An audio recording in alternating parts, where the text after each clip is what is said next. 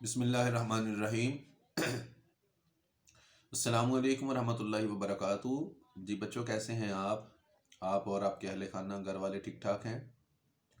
اللہ پاک سے امید کرتا ہوں کہ سبھی خیر و عافیت کے ساتھ ہوں گے۔ جیسا کہ بچوں آپ جانتے ہیں کہ ہم چیپٹر نمبر 9 سٹارٹ کر چکے ہیں اور اس کے ہم نے 2 ٹاپک پڑھ لیے ہیں۔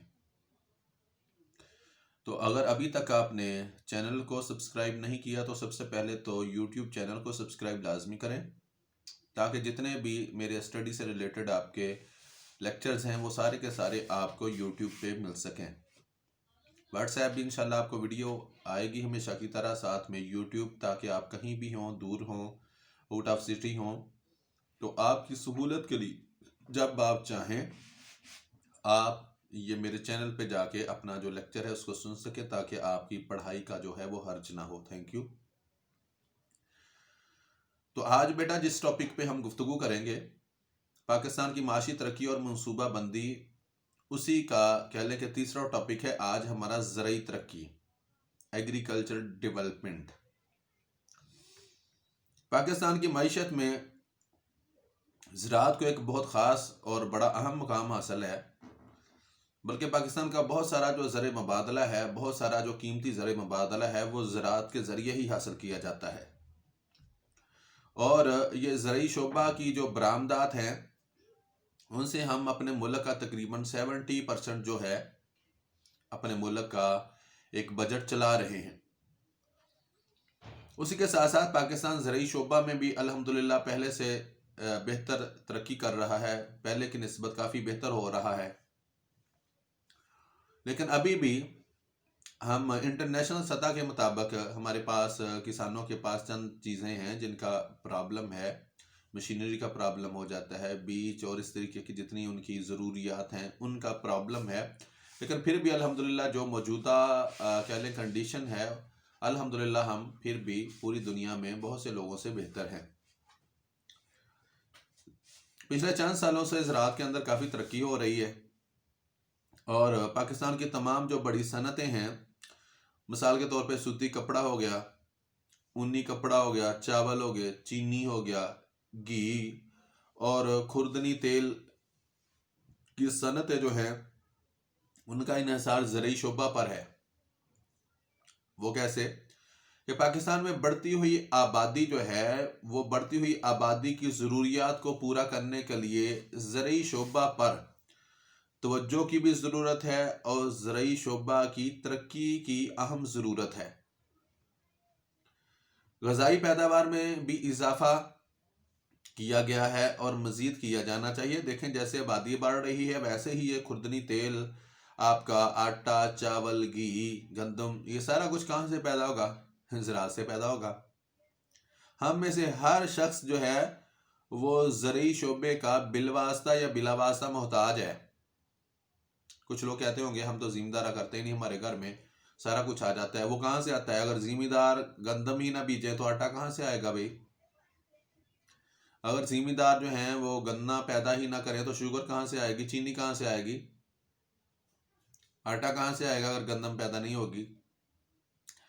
خوردنی تیل جو آپ کھاتے ہیں اگر وہ سویابین یا باقی یہ جناز سرسوں وغیرہ کی وہ نہیں پیدا کریں گے تو کہاں سے آئیں گی یہ ساری چیزیں؟ تو اس سے پتہ کیا چلا کہ آپ اور میں، ہم سارے لوگ جو ہیں وہ زرعی شعبہ کے اور کسانوں کے محتاج ہیں، بالواسطہ یا بلا واسطہ۔ کوئی ڈائریکٹلی ان کا محتاج ہے اور کوئی کہہ لیں کہ واسطوں سے ان کا محتاج ہے۔ اس لیے پاکستان میں آبادی کے لحاظ سے زراعت کو بہتر سے بہتر بنانے کی اور اس کو زیادہ سے زیادہ آگے بڑھانے کی بے حد ضرورت ہے۔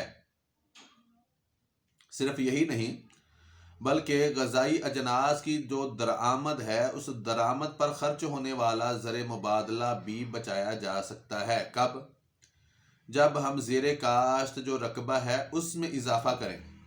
زیر کاشت رقبہ جو ہے، کوئی بھی جگہ جو ہے اس کو خالی نہ چھوڑیں، بلکہ اگر خالی جگہ بھی ہیں تو وہاں پہ ان کو جو گنجان ہیں، آباد ہیں نہیں ہیں، آباد سے مراد کہ وہ فصل پیدا کرنے کے قابل نہیں ہیں، تو وہاں فصل پیدا کی جائے۔ ایسے علاقے کہ جو کلر والے ہیں، سیم و تھور والے علاقے ہیں، وہاں پہ سیم و تھور دور کرنے کے لیے اور کلر کا جو ایریا ہے اس کو دور کرنے کے لیے درخت لگائے جائیں، سفیدے کا استعمال کیا جائے، سمبل کا استعمال کیا جائے، سنوبر جسے آپ بولتے ہیں، ان چیزوں کو جب آپ استعمال کریں گے تو وہ آپ کے زیر زمین جو رقبے کے اندر یہ چیزیں پائی جاتی ہیں، زیر زمین پانی جسے آپ کہتے ہیں، اور اسی طرح کلر، ان کا وہ خاتمہ کر دے گا۔ پھر آپ وہاں پہ اوپر سے ہل کے ذریعے مٹی اٹھوائیں، مٹی اٹھوانے کے بعد پھر آپ وہاں پہ اچھے طریقے کے ساتھ ہل کے ساتھ بہائی کرائیں، اور بہائی کرانے کے بعد پھر آپ وہاں پہ گوبر وغیرہ جانوروں کو جو ہے جسے ڈیر کہتے ہیں وہ ڈالیں، اور گوبر کو ڈالنے کے بعد آپ اچھے طریقے زمین کو پھر کہہ لیں کہ ہل چلائی کروائیں، اور گہرائی تک جو ہل ہیں وہ چلوائیں، تاکہ وہ گوبر جو ہے وہ مٹی کے ساتھ اچھے طریقے کے ساتھ مکس ہو جائے۔ اور مکس ہونے کے بعد اگر آپ چاہیں تو آج کل کھاد وغیرہ کا زیادہ استعمال ہوتا ہے، وہ بھی استعمال کر سکتے ہیں۔ تو پھر آپ وہاں پہ اچھی قسم کا بیج جو ہے وہ اچھی قسم کا بیج لیں، زرعی شعبہ کے جو لوگ ہیں، زراعت والے محکمہ زراعت، ان سے ڈسکس کر کے اور انہیں بتائیں کہ یہ علاقہ ہمارا ایسا ہے، یہاں پہ کلر ہے یا سیم ہے یا تھور ہے، اس حساب سے پھر آپ بات کر کے انہیں بتائیں، تاکہ وہ اس لیول کا بیج دیں جو وہ مٹی اور پانی والا حصہ جو ہے اس بیج کو متاثر نہ کر سکے، اور آپ کی فصل جو ہے اس زمین میں بھی پیدا ہو سکے، اور آپ کی فصل دن دگنی رات چگنی پہلے سے بڑھ کر پیداوار کرے۔ یہ کب ہوگا؟ جب آپ کچھ اپنے ذہن سے سوچیں، کچھ محنت کریں، اور کچھ پھر صلاح مشورے کے ساتھ اس ایریا میں فصل بیجیں، تو انشاءاللہ العزیز 1 یا 2 سال کے بعد یا 1 یا 2 فصلوں کے بعد آپ کا وہ ایریا بھی نارمل ہو جائے گا۔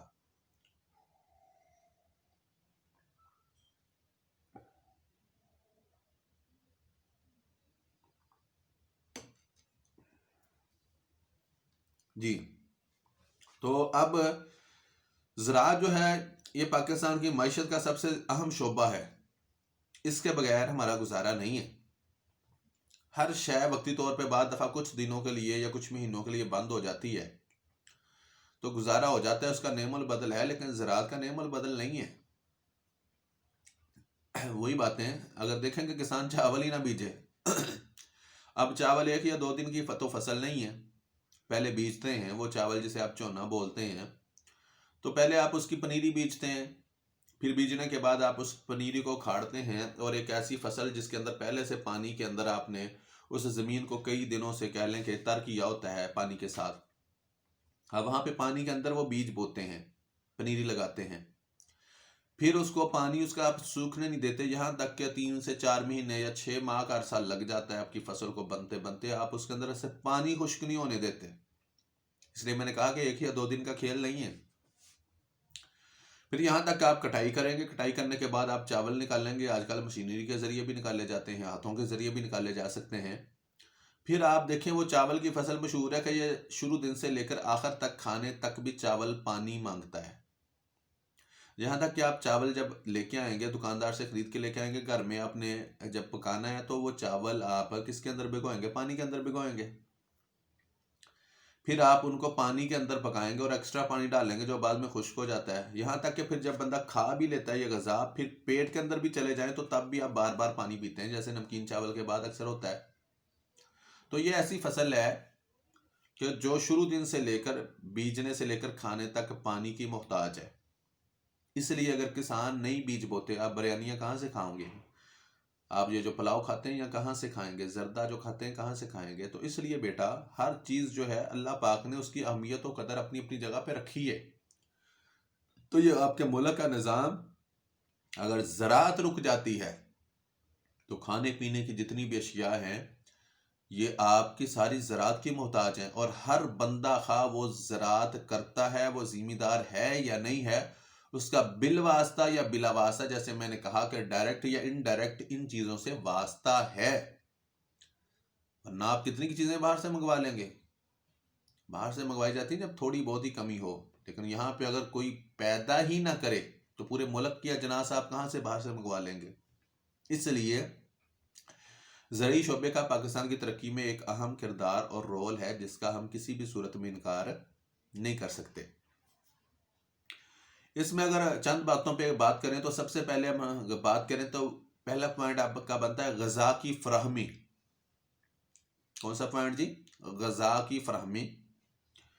پاکستان ایک زرعی ملک ہے اور ہمارے ملک میں مشہور غذائی فصلیں پیدا ہوتی ہیں جن میں گندم ہے، چاول ہے، چنا ہے، مکئی ہے، باجرہ ہے، تیل ہے، سرسوں کا تیل دار اجناس ہے مختلف سورج مکھی کی، اور پھر اسی طرح گوبھی کے پھولوں کا اور بے شمار اجناس تیل کی ہیں جن سے تیل آپ کو حاصل ہوتا ہے۔ اور اسی طریقے جو ملک کی بڑھتی ہوئی آبادی کی غذائی ضروریات کو پورا کرتی ہیں۔ پاکستان زیادہ تر غذائی فصلوں کی پیداوار میں خود کفیل ہے۔ الحمدللہ چینی ہمارے اندر اتنی پیدا ہوتی ہے، اگر ہم اس کو صحیح طریقے سے استعمال کریں تو ملک کی ضروریات سے زائد ہے۔ گندم اگر صحیح طریقے سے استعمال کی جائے، مینج کیا جائے تو آپ کی ضروریات سے زائد پیدا کرتا ہے۔ اسی طریقے چاول ہے، باہر کے ممالک کو باقاعدہ آپ کا سپرمتی جو چاول ہے پوری دنیا میں مشہور ہے، اور الحمدللہ یہ آپ کا چاول ہوتا تھا جسے انڈیا اپنا لوگو لگا کے دنیا کو بیچتا تھا۔ پاکستان نے اس کے کاپی رائٹس جو حقوق ہیں وہ الحمدللہ کل کے آپ نے حاصل کر لی، اور آپ نے یہ کیس کیا ہوا تھا باقاعدہ، تو آپ نے اس کیس کو باقاعدہ عالمی عدالت سے جیتا ہے، جس کے بعد آپ اپنا چاول جو ہے وہ خود فروخت کریں گے۔ تو یہ کہہ لیں کہ آپ کی صنعت کو بڑھانے کے لیے بے شمار چیزیں ہیں۔ اسی طرح جو آپ کا نمک ہے، اس نمک کے بارے میں پاکستان کے جو کاپی رائٹس کے حقوق ہیں وہ انڈیا اپنا لوگو لگا کے اپنا لیول لگا کے بیچ رہا تھا، ابھی اس کے بارے بھی ایکشن لیا جا چکا ہے۔ تو اللہ کرے کہ آپ اس جو نمک آپ کا ہے آپ کی کانوں سے نکلتا ہے، محنت ہم کرتے ہیں، آپ سے وہ کوڑیوں کے باؤ لے کے اور کہہ لیں باہر ڈالروں میں بیچ رہے، اور فائدہ کون لے رہا ہے؟ انڈیا لے رہا ہے یا باقی ممالک لے رہے ہیں؟ تو اس کے اندر بھی الحمدللہ اگر ہم خود کفیل ہو جائیں اور خود اپنے نام سے اپنے لوگوں سے بیچیں انٹرنیشنل پیکنگ کے مطابق، تو پاکستان کا جو زر مبادلہ ترقی ہے وہ اور زیادہ بڑھ سکتی ہے۔ نمبر 2 جی، نقد آور فصلیں۔ نقد آور فصلیں جو کسان بیچتے ہیں، کچھ ان میں فصلیں ہوتی ہیں نقد آور ہوتی ہیں، یعنی کہ نقدی سودا جسے کہتے ہیں، نقدی ان کو پیسے مل جاتے ہیں، نقدی ان کے لیے سہولیات ہوتی ہیں۔ اس میں کسانوں کے لیے سب سے پہلے دیکھیں کہ کپاس ہے، نقد آور فصل ہے کہ آپ نے کپاس چنوائی کروانے کے بعد آپ کارخانے دے آئے یا آپ کے گھروں سے آ کے وہ جو ہوتے ہیں اس کے خریدار، وہ گھروں سے جسے بیوپاری بولتے ہیں آپ، وہ گھروں سے آ کے بھی خرید کے لے جاتے ہیں۔ ادھر سے آپ نے ان کے فصل چنی، ادھر سے ساتھ ہی آپ کو پیسے مل گئے۔ اسی کے ساتھ ساتھ کہہ لیں کہ گنا ہے، آپ جیسے ہی لے کے جاتے ہیں، آج کل تو نقد بھی، جیسے میں نے بولا پچھلے لیکچر میں کہ نقد بھی آپ کو پیمنٹ مل جاتی ہے، لیکن اس میں آپ کو تھوڑا سا ریٹ کم لگایا جاتا ہے، لیکن چلیں نقد کی سہولت تو موجود ہے۔ ایک بندہ 100 کی بجائے وہ کہتا ہے یار 90 آ جائیں، لیکن آ جائیں، فوری جو میرا کام ہے وہ میرا پورا ہو جائے، تو وہ 90 لے کے بھی خوش ہو جاتا ہے۔ تو اس لیے گنا بھی آپ کی نقد آور فصلوں میں سے ایک فصل بن گیا۔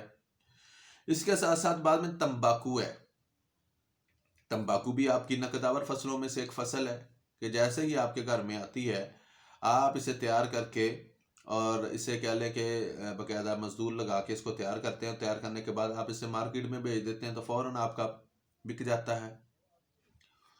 اور اسی طریقے یہ ہمارے ملک کی جو ہے قیمتی دولت ہیں یہ چیزیں،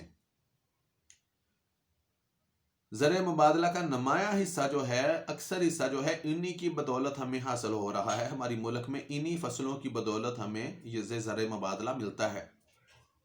یہ صنعتی خام مال کا بھی اہم ذریعہ ہے۔ اسی کے ساتھ ساتھ کپڑے، چینی اور سگریٹ وغیرہ کی صنعتوں کا انحصار انہی فصلوں پر ہے۔ دیکھیں آپ کے کپاس نہیں آئے گی تو کپڑا کہاں سے آئے گا؟ کپاس ہوگی تو دھاگا بنے گا نا، دھاگا بنے گا تو کپڑا بنے گا، اور اگر کپاس ہی نہیں ہے تو دھاگا کہاں سے آئے گا؟ جب دھاگا نہیں ہے تو کپڑا بھی نہیں ہے۔ اسی طریقے سگریٹ جو ہے آپ کے ملک میں کاشت ہوگی تمباکو کی، تمباکو ہوگا تو پھر ہی سگریٹ بنے گی، ادروائز فیکٹریاں تو موجود ہوں گی، لیکن جب آپ فصل ہی نہیں بیجیں گے تو فیکٹریاں کہاں سے لے کے آئیں گی؟ باہر کے ممالک سے درآمد کریں گی یا برآمد کریں گی، کیا کریں گے؟ اگر وہ باہر کے ملک سے منگواتے ہیں تو ان کو وہ اتنی کاسٹ پڑ جائے گی کہ وہ سگریٹ خود بیچیں گے، اور کس ریٹ میں بیچیں گے، کیا کریں گے؟ اسی کے ساتھ ساتھ شوگر ہے جسے آپ چینی کہتے ہیں، تو چینی کے معاملے میں بھی دیکھیں اگر آپ نہ بیچیں اور آپ خود کفیل نہ ہوں تو پھر دیکھیں آپ کے ملک کے لیے کتنے پرابلم ہے اور کتنی مہنگائی اور زیادہ ہو جائے گی۔ تو یہ باتیں دیکھی جاتی ہیں کہ جو پرائس ہیں وہ بڑھتی کیوں ہیں؟